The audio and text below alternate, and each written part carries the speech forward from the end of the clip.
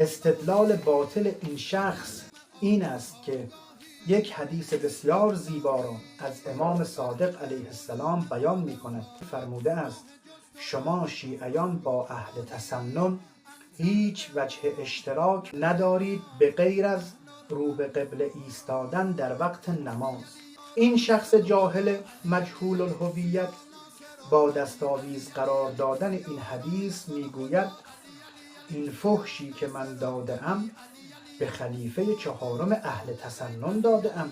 نه به امام اول شیعیان. چقدر این شخص جاهل و نادان است، اصلا نمیفهمد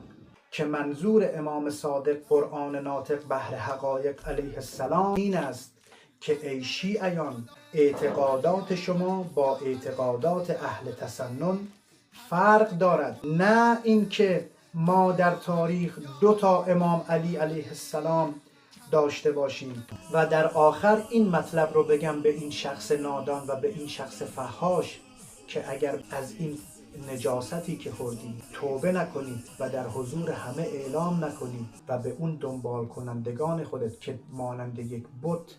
توی فحاش نادان بی سواد جاهل رو میپرستن، فحش شنیدن و فحش دادن به امیر مؤمنان علی علیه السلام رو که برای اونها به یک امر عادی تبدیل کردی، اگر اونها رو آگاه نکنی که کارت اشتباه بوده، در نزد شیعیان یک کافر بسیار نجس و مرتد و از دین خدا خارج هستی و ما مانند ابوبکر و عمر و مانند معاویه تو را لعنت میکنیم و تمام هواداران تو را و آنها را هم کافر و نجس و مرتد میدانیم.